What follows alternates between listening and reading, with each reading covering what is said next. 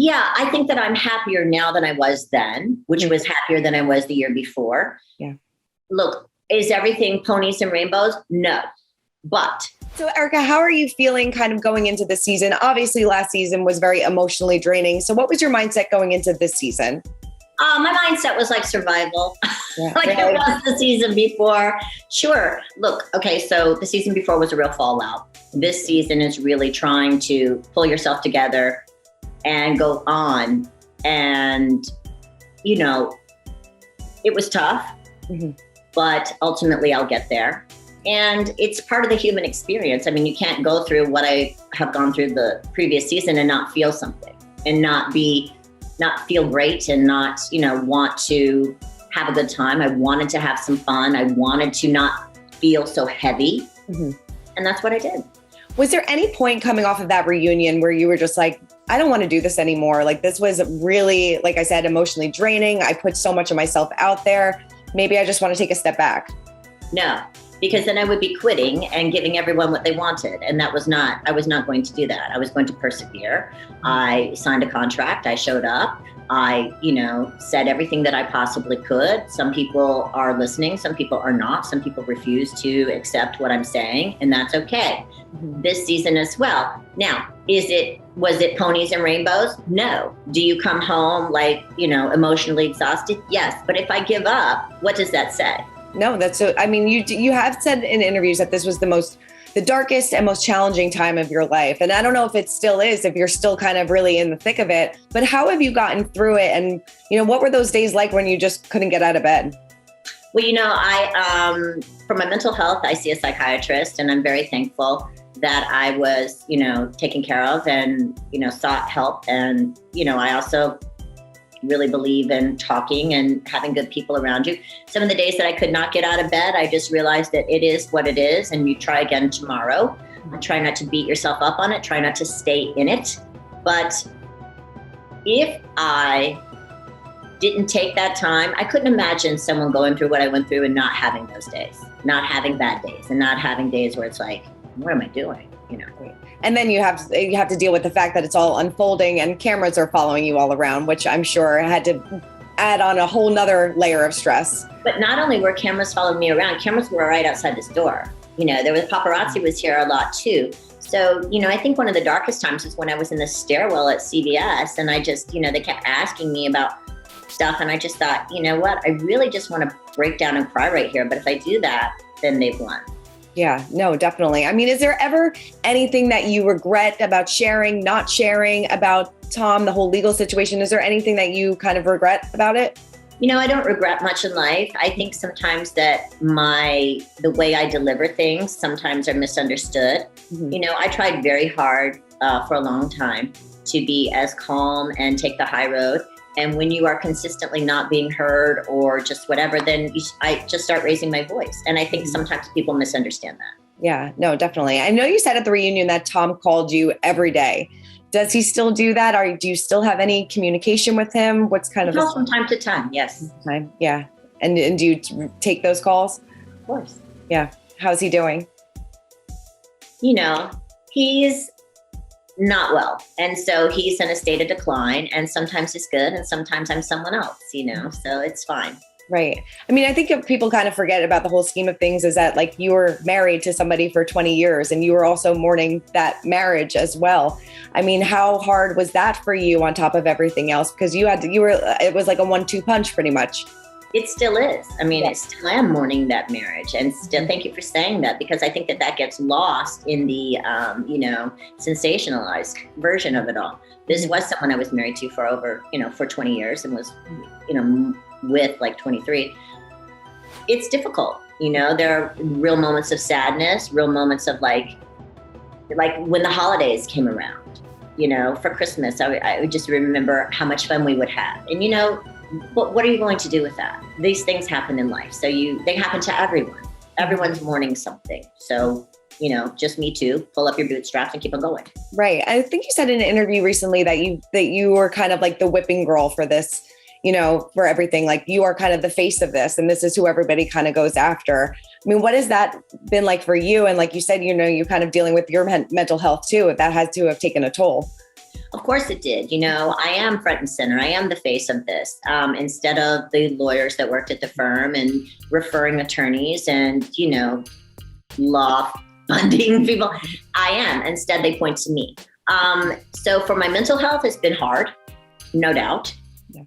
But again, I couldn't lose. And I was just going to fight it out every way possible and still am. And yeah. Will continue to, yeah.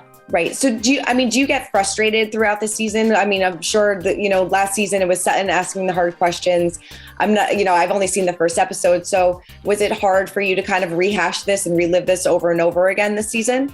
Very hard, very difficult to be asked the same questions over and over, give the same answer, but yet, no one's really listening. So yes, I get really frustrated and very, explosive, just like trying so hard to, I wish that would have been over, but it wasn't, because what would we be talking about? Right, of course. I know, a lot of people were talking about, because in the teaser for this season, you tell Crystal that it was cool to side with the victims. Can you tease what that moment was about from your perspective? Sure. So let's take context into it. Of course, yeah. What I'm saying is that there is this outpouring of, why don't you act this way, Erika? Why aren't you compassionate? Why don't you have empathy? And the truth is I do. I'm also under a lot of legal pressure. I've walked right up to the line. I'm fighting with one hand tied behind my back. I've said just about everything that I can. So for that whole situation, it was continuously boiling over. It's like, what about listening to the woman that's in front of you? What about listening to what I have to say?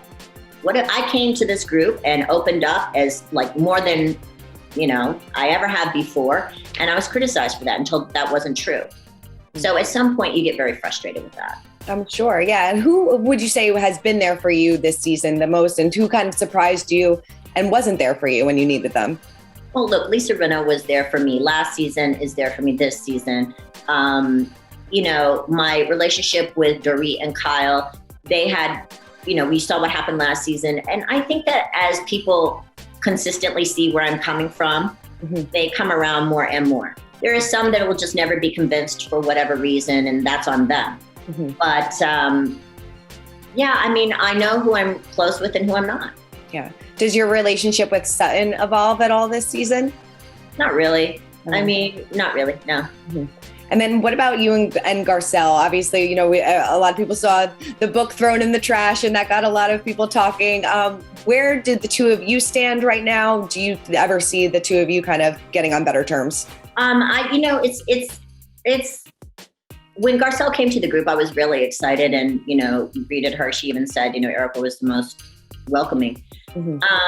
It's upsetting to see that Garcelle is resistant to what I've been trying to say and, has gone the other way. And that's, that's her opinion, and she has every right to do that. But I'm also, and I have every right to feel how I feel about it. Do you regret throwing the book in the trash? No. You said that you are trying to pick up the pieces of your life and moving forward. So what does life look like for you right now? Pretty Mess Hair, which is a great new partnership, and I'm super excited about and have on right now. That's great. It's always good to put yourself back out there and take the focus off of all of these things that are, falling down around you.